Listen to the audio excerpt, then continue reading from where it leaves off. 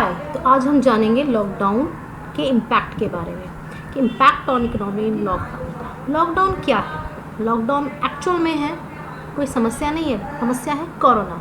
यानी कि अगर हमारे देश में या किसी भी देश में ऐसी कोई बीमारी आ जाती है तो सरकार को लगाना पड़ेगा लॉकडाउन। और ये बीमारी शायद बायो वेपन का एक नतीजा है, जैसा कि सुनने में आ रहा है चाइना की तरफ से। तो अब ये आम रहेगा, जैसे पहले first war, second world war ये सब हुआ, उसी तरीके से अब वेपन वार हुआ करेगा, जो कि आपका कोई भी एटॉमिक वेपन नहीं, बायो वेपन होगा। तो इससे निकलने का एक सबसे अच्छा तरीका ये है कि अब हम समझ लें कि लॉकडाउन का इम्पैक्ट जो इस समय हमने देखा है वो आगे आने वाले फ्यूचर में क्या होगा। लॉकडाउन 4.0 में मोदी जी ने कुछ ऐलान किए थे, आप सभी ने जाने होंगे। जो लॉकडाउन का इम्पैक्ट है वो ये देखा गया है कि अब जितने भी सोर्स हैं इनकम के, आप पहले किसी शॉप पे चले जाओ, आप कुछ भी स्टार्ट कर सकते थे, अब आपको ऐसी चीज़ें स्टार्टअप करनी होंगी जो इस समय में काम कर सकें। फॉर एग्ज़ाम्पल, जैसा कि मोदी जी ने कहा था कोई रोड पर ना निकलो, ये तो एक तरीका है अपने आप को लॉकडाउन से बचाने का, लेकिन अर्थव्यवस्था और अपने आप को आर्थिक रूप से सक्षम बनाने के लिए ज़रूरी है कि अब आप ऐसा व्यवसाय शुरू करें जिससे आपको रोड पे निकलने की ज़रूरत ना पड़े। यस, इसका एग्जाम्पल है, या फिर कह सकते हैं इसका जो 4.0 में मोदी जी ने स्पीच दी थी वो हमारे लिए बहुत अच्छी चीज़ है, जिसमें उन्होंने कहा कि अब हमें आत्मनिर्भर बनना होगा। जो पैकेज का ऐलान उन्होंने किया है वो हमारे आत्मनिर्भरता के लिए ही किया है। तो सबसे बड़ी जो स्पीच में बात की गई है, more focus on making India self reliance, यानी कि इंडिया भी बनाना है, आपको सेल्फ रिलायंस बनना है। जब हर व्यक्ति अपने आप को सेल्फ रिलायंस बना लेगा तो इंडिया तो आगे बढ़ ही जाएगा। तो हमें फोकस करना है अपने आप को सक्षम बनाने में। वो हम कैसे कर सकते हैं? हम चाइना का एग्जाम्पल लेते हैं। चाइना ने जब वो आज़ाद हुआ था 1948 में, यानी कि रिपब्लिक हुआ था, तो चाइना ने स्टार्टअप किया था वन चाइल्ड पॉलिसी अपनी जनसंख्या को कंट्रोल करने के लिए। वो काम हमारी सरकार का है जो वो करेगी। लेकिन जो दूसरा स्टार्टअप था चाइना का वो था GLF। GLF एक ऐसा कैंपेन था 1958 में चाइना ने स्टार्ट किया कि हर व्यक्ति अपने आंगन में एक फैक्ट्री लगाए, छोटा सा कुटीर उद्योग लगाए, और उस उद्योग के ज़रिए वो ऐसी किसी भी चीज़ का, छोटी से छोटी सुई बना सकता है, जूते बनाना, चप्पल बनाना, कोई भी छोटा आप व्यवसाय स्टार्ट कर सकते हैं जिसके सोर्स, यानी जिसके लिए कच्चा माल आपको अपने आसपास मिल सके। और यही स्टार्टअप है कि आज चाइना में इतने बड़े लेवल पे प्रोडक्शन हो रहा है। यानी कि चाइना एक उत्पादक कंट्री है और उसने किया क्या है, उसने सिर्फ लोकल चीज़ें, जैसे कि अगर आप देखें तो हमारी मार्केट में चाइना का 70% शेयर है। और 70% में है क्या?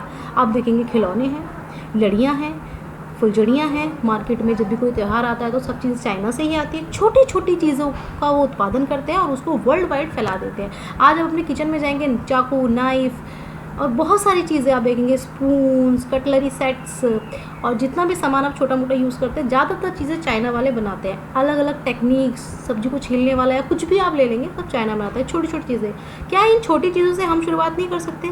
तो इसका सबसे बड़ा एग्जाम्पल है लोकल, जो कि मोदी जी ने इस बार अपनी स्पीच में बताया। लोकल चीज़ों का इस्तेमाल करके हम अपना फ्यूचर ब्राइट कर सकते हैं। हमारा फ्यूचर क्या है? अब हमारा फ्यूचर है कि हम एक ऐसे अवसर की शुरुआत करें जिससे कि हम आगे बढ़ सकें। तो हमारे पास दो रास्ते हैं, या तो हम एग्रीकल्चर को अपनाएं या फिर हम छोटी सी इंडस्ट्री अपने घर में स्टार्ट कर सकते हैं। अगर आपके पास फार्म लैंड है तो आप एग्रीकल्चर स्टार्ट करें, क्योंकि खाने की ज़रूरत तो हर व्यक्ति को है और प्रोडक्शन जितना अधिक होगा आप उतना अधिक फ़ायदा उठा पाएंगे। और स्मॉल स्केल इंडस्ट्री, छोटी छोटी चीज़ें बनाना शुरू करें। अगर आप देखेंगे तो आपको हमेशा, आप मशीनों का बिज़नेस तो शुरू नहीं कर, आप वॉशिंग मशीन तो नहीं बना सकते, आप टीवी बनाने का बिज़नेस शुरू करते हैं और उसकी मार्केट है भी कितनी, बहुत ज़्यादा बड़ी नहीं है। आप छोटी चीज़ों से शुरू करें। आप देखेंगे छोटी चीज़ें बहुत ज़रूरी होती है। जैसे कि आपने पढ़ाई होगा, आजकल ज़रूरी है e-commerce, online transaction, home delivery, online. आप जो भी बिज़नेस स्टार्ट करते हैं उसमें इन चीज़ों का होना बहुत ज़रूरी है, क्योंकि हमें डिस्टेंसिंग का भी ध्यान रखना है। सबसे पहली चीज़ है कि हम जितनी भी विदेशी चीज़ें हैं उनका बहिष्कार करें और देसी चीज़ों को अपनाना शुरू करें, जिससे हमारी मार्केट में हमारी चीज़ों की जो डिमांड है वो बढ़ेगी।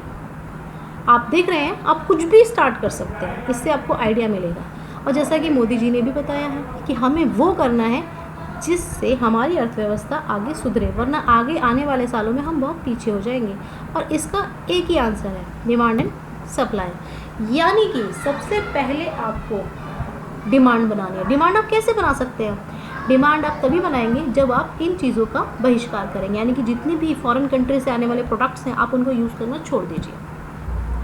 उसके बाद आप e commerce, online transaction, home delivery, online classes, ऐसा कोई भी बिजनेस शुरू कर सकते हैं जिससे सोशल डिस्टेंसिंग का पालन हो और ईजी भी हो, क्योंकि आज की डिमांड यही है और कल की डिमांड भी यही होगी और आने वाला फ्यूचर भी यही है।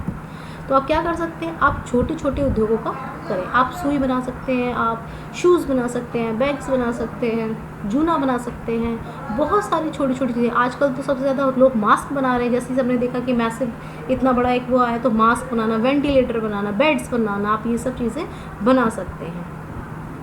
और अब हमारा जो फ्यूचर है वो हमारा लोकल है, यानी लोकल इज़ अवर फ्यूचर। हमें लोकल चीज़ों को बना के अपना प्रोडक्शन बढ़ाना है। तो लॉकडाउन का जो इम्पैक्ट है वो ये है कि अब आपके सामने एक अच्छा मौका आ गया है कि आप अपनी किस्मत को बदलें और एक ऐसा बिज़नेस स्टार्ट करें छोटे लेवल पे कि आप आगे बढ़ पाएँ और आगे आने वाले समय में अपने आप को ऐसी आने वाली बहुत सारी बीमारियों से बचा पाएँ। Thank you friends. I think आपको समझ में आएगा कि अब हमारे पास अवसर है, यानी कि जितने भी बड़े बड़े बिग कंपनीज़ हैं वो सब लॉस में जा रही हैं, सब बंद हो रही हैं और आपके पास एक मौका है आगे बढ़ने का। और जिनके भी बिज़नेस लॉस में जा रहे हैं उनके पास एक मौका है अपने आप को चेंज करने का और आपको समय के हिसाब से अपने बिज़नेस का प्रोफाइल चेंज करना ही पड़ेगा। थैंक्स।